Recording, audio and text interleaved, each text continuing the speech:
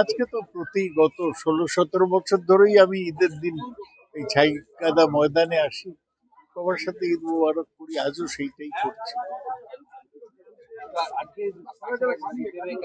হ্যাঁ, কে তাকে কিছু বলবো, সে সিপিএম থেকে দাঁড়িয়েছে, তারা করছি তো এর মধ্যেই প্রচার। মদনদার ওই প্রচার কাউকে বলতে হবে না, ঠিক হবে। আমি সমস্ত মুসলিম ভাইদের, আমার নিজের প্রাণের ভাই, প্রিয় মুসলিম কমিউনিটির সমস্ত মানুষকে আজকে পবিত্র এই ঈদ উজ্জ্বল ঈদের শুভেচ্ছা জানাচ্ছি, শুকরিয়া জানাচ্ছি এবং সকলকে বলি ঈদ মোবারক। আল্লাহ আপনাদের ভালো রাখুন, সুস্থ রাখুন, শরীরে সুস্থ রাখুন, মন ভালো রাখুন। আপনাদের সবাইকে আমি আমার তরফ থেকে ঈদের শুভেচ্ছা এবং যেটুকুন যা কোনো অসুবিধা হলে আপনি যেখানে রয়েছেন ঠিক তার পাশেই সিপিএম প্রার্থী মানস মুখার্জিকে দেখা গেল, কি বলবেন? শুভেচ্ছা শুভেচ্ছা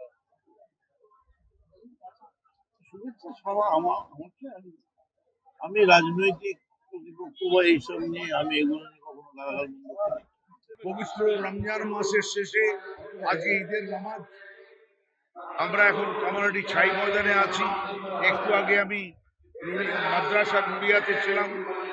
সব জায়গায় একটু প্রাকৃতিক দুর্যোগ আছে, কিন্তু মানুষ সুস্থভাবে নামাজ পড়ছে। আমি সকলকে,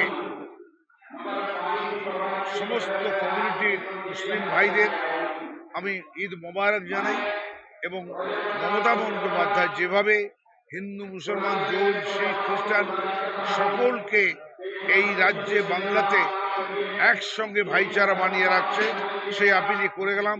শান্তি, মৈত্রী, প্রগতির আবেদনই আমি করে গেলাম। ঈদ মোবারক।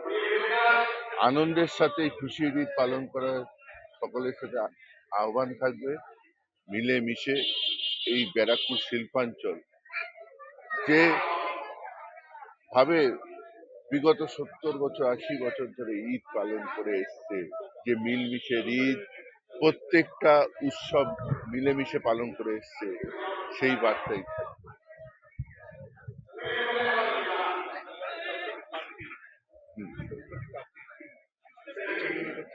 হ্যাঁ, আমি আমাদের এখানে 7 নম্বর ওয়ার্ডের নুরিয়া, ওখানে মসজিদ আছে, সেখানে ছিলাম। কিছু সংখ্যক মানুষ এখানে আসেন, এখানে নামাজ পড়েন, এখানে মিলিত হলাম। তারপরে আরো এক জায়গায় আছে ভোলাতে, সেখানে আমরা যাব, মিলিত হব সকলের সাথে। সারা বছর থাকি, খুশির দিনে আরো মিলেমিশে যাওয়া।